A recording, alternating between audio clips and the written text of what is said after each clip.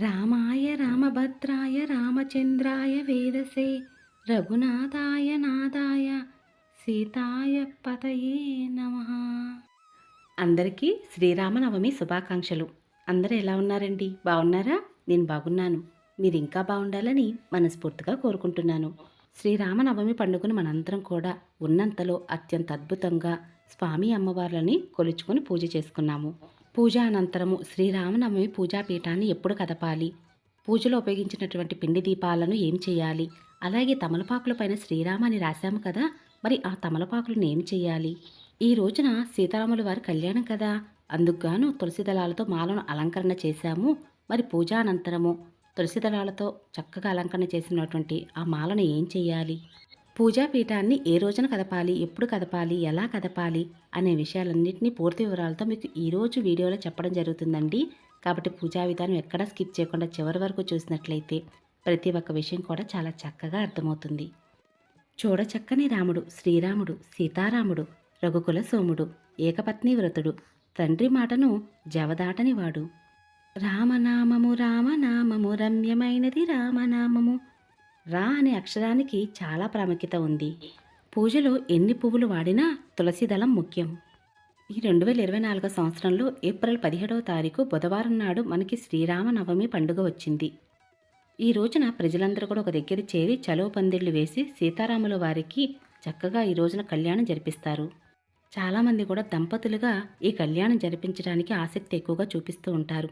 జంటలు జంటలుగా కూర్చుంటూ స్వామివారి కళ్యాణాన్ని అందరూ కూడా వీక్షిస్తూ ఉంటారు కూడా. శ్రీ మహావిష్ణువు యొక్క 7వ అవతారమే శ్రీరామ అవతారము. తెలుగు కొత్త సంవత్సరమైన ఉగాది రోజున మనం ఎలా అయితే పూజలు చేసుకుని వసంత నవరాత్రుల రోజున ప్రారంభం అవుతూ ఉంటాయో, అలాగే శ్రీరామనవమితో ఈ వసంత నవరాత్రులు అనేవి ముగుస్తాయి. ప్రతి సంవత్సరం కూడా వసంత నవరాత్రుల చివరి రోజు శ్రీరామనవమిగా మనందరం జరుపుకుంటాము. ఇక పూజలో మీకు వచ్చినటువంటి సందేహాల విషయానికి వచ్చినట్లయితే చాలామంది కూడా కమెంట్ పెడుతున్నారండి. అక్క, నాకు పీరియడ్ వచ్చింది, ఇప్పుడు శ్రీరామనవమి పండుగ ఈ రోజు కుదరకపోతే మరలా ఎప్పుడు చేసుకోవచ్చు? మాకు 5th డే అండి శ్రీరామనవమి పండుగను ఈరోజు మేము జరుపుకోవచ్చా అని అడుగుతున్నారు. అలాగే ఉద్యోగరీత్యా చాలామందికి కూడా శ్రీరామనవమి పండుగను జరుపుకోవడం కుదరటం లేదు. మరి వారందరికీ ఆల్టర్నేట్గా మరొక రోజు ఎప్పుడైనా పూజ చేసుకోవచ్చా అని అడుగుతున్నారు. ఇక్కడ మీకు ఒక విషయాన్ని అయితే చెప్పాలనుకుంటున్నానండి. సంవత్సరాంతం అంటే మొత్తం 366 రోజులు లేదా 365 రోజులు. ఈ 365 రోజుల్లో ఒకే ఒక్క రోజు మీ పుట్టినరోజు వస్తుంది. ఆ పుట్టినరోజుని మీరు ఎంతో స్పెషల్గా జరుపుకుంటూ ఉంటారు. అంతేగాని ఆ రోజు మీకు కుదరలేదు కదా అని ఏదో ఒక రోజైతే పుట్టినరోజు జరుపుకోరు కదా. అలాగే పెళ్లి రోజులైనా అలానే జరుపుకుంటారు. కాబట్టి శ్రీరామనవమి పండుగ కోసం ఒక నిర్దేశమైన తేదీ సమయం ఉన్నప్పుడు ఆ రోజున మాత్రమే ఆ పండుగను జరుపుకోవడం కుదురుతుంది. ఈ 2024 సంవత్సరంలో శ్రీరామనవమి పండుగను మీరు ఏ కారణం చేతైనా సరే జరుపుకోలేదు లేదా చేసుకోలేదు అనుకోండి, వచ్చే సంవత్సరం స్వామివారిని పూజించుకునే భాగ్యాన్ని కల్పించమని నమస్కారం చేసుకోండి. అలాగే శ్రీరామనవమి పండుగ రోజుకి మీకు పీరియడ్ టైం 5th డే అనుకోండి, మరి పూజ చేయవచ్చునా అంటే చేయవచ్చండి. మన పెద్దలు పురాణాలు చెప్తున్నవి ఏంటంటే మీరు సత్యనారాయణ వ్రతంలో కూడా కూర్చోవచ్చు, అర్హులు అని చెబుతున్నారు. కాబట్టి 5th డే అయినా సరే మీరు శ్రీరామనవమి పండుగను జరుపుకోవచ్చు. ఇక శ్రీరామనవమి పండుగని అందరం కూడా సంతోషంగా జరుపుకున్న తర్వాత ఈ 2024 సంవత్సరంలో ఏప్రిల్ 17వ తారీఖు బుధవారం ఉదయం వేళ సాయంత్రం వేళ దీపాన్ని వెలిగించి స్వామివారి ముందు దీపదోప నైవేద్యాలని సమర్పించాలి. మరుసటి రోజు గురువారం వేళ కూడా ఉదయం కూడా ముందు రోజు పెట్టినటువంటి నిర్మాల్యం అంటే పువ్వులన్నీ కూడా తీసేసి మళ్ళీ కొత్త పువ్వులు పెట్టి మళ్ళీ దీపదోప నైవేద్యాలన్నీ సమర్పించాలి. నైవేద్యం అంటే పాలు కానీ పండ్లు కానీ పెట్టవచ్చు.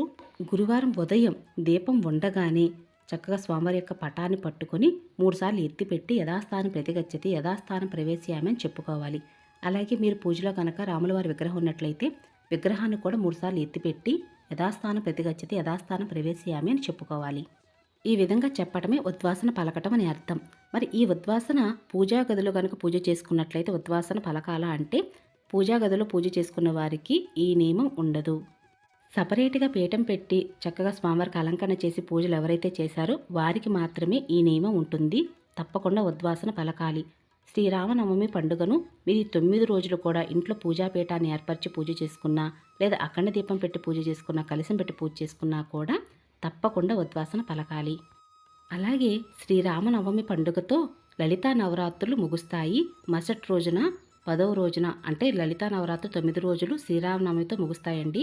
9 రోజులు పూర్తయిన తర్వాత 10వ రోజు నాడు అమ్మవారి పూజాపీఠాన్ని కూడా ఈ విధంగానే కదపాలి. లలిత నవరాత్రులు 9 రోజులు పూజ చేసిన వారు పూజాపీఠాన్ని ఏ విధంగా కదపాలి, మరి పూజలో ఉపయోగించినట్టు పూజా వస్తువులు ఏం చేయాలన్న విషయాన్నింటిని కూడా నేను ముందుగానే ఒక వీడియో పోస్ట్ చేస్తున్నానండి. మీరు ఎవరైనా మిస్ అయినట్లయితే ఆ వీడియో చూడండి, చాలా చక్కగా అర్థమవుతుంది. ఇక అలాగే ఒకవేళ మీరు లలితా నవరాత్రులు పూజను చేసుకోలేదు, శ్రీరామనవమి పండుగని పూజాపీఠం పెట్టి పూజ చేసుకున్నారు, మీరైనా సరే ఉద్వాసన పలకవలసి ఉంటుంది. ఒక్కరోజు పూజ చేసినా కూడా పూజాపీఠం పెట్టినట్లయితే ఉద్వాసన పలకాలి. అసలు ఉద్వాసన ఎందుకు పలకాలి అంటే, కుటుంబ బాధ్యతల వల్ల స్వామివారికి మీరు ప్రతిరోజు కూడా ఉదయం, మధ్యాహ్నం, సాయంత్రం వేళల్లో సకల ఉపచారాలతో పూజ అనేది చేయడం కుదరకపోవచ్చు.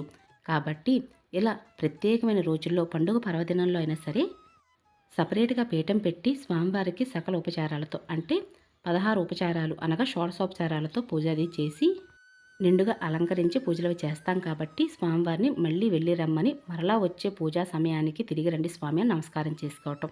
ఇక పూజలో ఉపయోగించినటువంటి పిండి దీపాలు ఏం చేయాలి? శ్రీరామనవమి పండుగలో ముఖ్యంగా పిండి దీపాలను వెలిగించాలండి. మరి వెలిగించిన ఆ పిండి దీపాలు పూజ అనంతరము దీపం గగనమైన తర్వాత ఆ పిండి దీపాలు ఏం చేయాలని చాలామంది అడుగుతున్నారు. శ్రీరామనవమి, నవమి అంటే 9 అనే సంఖ్య వస్తుంది. కాబట్టి 9 దీపాలను వెలిగించడని చెప్పాను కదా. మరి ఈ 9 పిండి దీపాలలో ఒక పిండి దీపాన్ని తీసుకొని మీ కుటుంబ సభ్యులందరూ కూడా చక్కగా ప్రసాదంగా తీసుకోండి. వరిపిండిలో బెల్లం అది కలిపాం కాబట్టి చాలా బాగుంటుంది. ఇక ప్రసాదం తీసుకున్న తర్వాత మిగతా ఉన్నటువంటి 10 పిండి దీపాలు ఏం చేయాలి అంటే, చీమలకు ఆహారంగా పెట్టవచ్చు, పారే నదిలో, బావిలో, చెట్టు మొదల్లో వేయవచ్చు, ఎవరు తొక్కని ప్రదేశంలో వేయవచ్చు. కొన్ని పిండి దీపాలు మాత్రం ఆవుకు పెట్టగలిగితే చక్కగా పెట్టండి, చాలా మంచిది. మీ అందరికీ తెలిసిన విషయమే, పూజలో అయోధ్య అక్షంతలు కూడా పెట్టి పూజించండి అని చెప్పాను. మరి అయోధ్య అక్షంతలు ఏం చేయాలి అంటే, మీరు ఎప్పుడూ కూడా అయోధ్య అక్షంతలు ఎక్కడైతే భద్రపరుచుకున్నారో అదే ప్రదేశంలో మరలా పెట్టేసుకోండి. చాలామంది అడుగుతున్నారండి, పువ్వులు అవి ఫ్రెష్గానే ఉంటున్నాయి, మరలా పూజకు ఉపయోగించవచ్చండి. అలా ఉపయోగించకూడదండి. ఇంటి ప్రధాన గుమ్మని సింహద్వారానికి కానీ, లేదా మీరు తల్లో పెట్టుకునే పూలు అయితే చక్కగా పూలు కూడా అలంకరణ చేసుకోండి, చాలా మంచిది. ఇంకా పూజలో ఉపయోగించినట్టు తులసి దళాలు ఇవి ఏం చేయాలి అంటే, మిగిలిన పిండి ప్రమిదలలోనే ఈ తులసి దళాలు కూడా పెట్టేసేయండి. పెట్టేసి పారే నదిలో, బావిలో, చెరువులో, లేదా పచ్చని చెట్టు మొదల్లో ఎవరో తొక్కని ప్రదేశంలో వెయ్యండి. చాలా వరకు మ్యాక్సిమం అసలు బయట పడేయకుండా నిర్మాల్యాన్ని అంతటిని కూడా ఒక కవర్లో కనుక స్టోర్ చేసుకున్నట్లయితే కొంతకాలానికి ఎరువుగా తయారవుతుంది. ఆ ఎరువునే మీరు మొక్కలు కుండీల్లో అది వేసుకుంటే చాలా మంచిది కూడా. ఇంకా మరీ ముఖ్యంగా పూజలో మనం తమలపాకుల మీద శ్రీరామ అని రాసి సమర్పించాం కదండి. 9 తమలపాకుల మీద సమర్పించినటువంటి ఆ తమలపాకులు కూడా ఈ నిర్మాల్యంలోనే వేసేసేయండి. అలాగే ఇంకా స్వామివారి పటం పెట్టేటప్పుడు తమలపాకులు పెట్టి ఆ తమలపాకుల మీద బియ్యం వేసి తర్వాత స్వామివారి పటం పెట్టాం కదా. మరి ఆ బియ్యం ఏం చేయాలి అంటే, ఆ బియ్యాన్ని మీరు నాన్ వెజ్ అది తిననప్పుడు రైస్గా వండుకొని తినండి. మీరు తినగలిగితే పరమాన్నంగా వండుకొని తినవచ్చు. తినలేని వారి సంగతి చెప్తున్నానండి. నాన్ వెజ్ అది వండకుండా మీరు వెజ్ ఆహారం అది తింటున్నప్పుడు రైస్గా వండేసుకోవచ్చు. ఆ రైస్ కూడా మీరు సపరేట్గా వండవలసిన అవసరం లేదండి. మీరు కొంచెం ఎక్కువగా వండుకున్నప్పుడు రైస్లో ఈ రైస్ కూడా కలిపేసి వండుకోండి. ఇక పూజా పీఠం పైన వాడినటువంటి క్లాతులు కానీ ఇవన్నీ కూడా మీరు ఒకసారి శుద్ధి చేసుకుని, అంటే ఒకసారి వాష్ చేసుకుని మరలా పూజకు ఉపయోగించవచ్చు. అలాగే చాలామంది అడుగుతున్నారండి, శ్రీ రామకోటి ఎప్పుడు రాయవచ్చని. అసలు రామకోటి ఎప్పుడు రాయాలి, ఎలా రాయాలి, ఎలా మొదలు పెట్టుకోవాలి, అందరూ రాయవచ్చునా లేదా, ఎవరెవరు రామకోటిని రాయవచ్చు అనే విషయాలన్నింటిని గురించి కూడా నేను ముందుగానే ఒక వీడియో పోస్ట్ చేస్తున్నాను. మీకు లింక్ డిస్క్రిప్షన్లో ప్రొవైడ్ చేస్తాను, ఒకసారి చూడండి. శ్రీ రామకోటి గురించి ఒక మాటలో చెప్పాలి అంటే, ఎవరైతే శ్రీ రామకోటి రాద్దాం అనుకుంటున్నారో వారు పూజా పుస్తకం కొనుక్కున్న తర్వాత మొదటి పేజీలోనే నియమాలు అవి ఉంటాయండి. ఒకసారి ఆ నియమాలు చదువుకొని పుస్తకం కొనుక్కోవచ్చు. కాబట్టి ఒకసారి శ్రీరామకోటి రాసే వారందరూ కూడా మేము రాయగలము, రామకోటి మొదలుపెట్టిన తర్వాత పూర్తి చేయగలము అన్నవారు మాత్రమే శ్రీరామకోటి రాయడం మొదలుపెట్టండి. చాలా మంచిదండి. శ్రీరామకోటి ఇంట్లో ఉండడం కూడా చాలా మంచిది. ఇక ఇదేనండి శ్రీరామనవమి పండుగ పూజాపీఠం ఎలా కదపాలి, ఎప్పుడు కదపాలి, ఏ సమయంలో కదపాలి అనే విషయాలన్నిటి గురించి మీ అందరికీ అర్థమయ్యేలా చెబుతున్నాను అని అనుకుంటున్నాను. ఇక ఇదేనండి ఈరోజు పూజా విధానం. మీ అందరికి నచ్చింది, యూస్ఫుల్ అవుతుంది అనుకుంటున్నాను. మీకు కనుక పూజా విధానం నచ్చినట్లయితే మీ ఫ్రెండ్స్కి, రిలేటివ్స్కి ఫార్వర్డ్ చేయండి. అలాగే లైక్ చేసి, షేర్ చేసి, కామెంట్ ఇవ్వండి. మరొక మంచి పూజా విధానంతో మళ్ళీ కలుసుకుంటానండి. ఇక అప్పటి వరకు నమస్కారం అండి.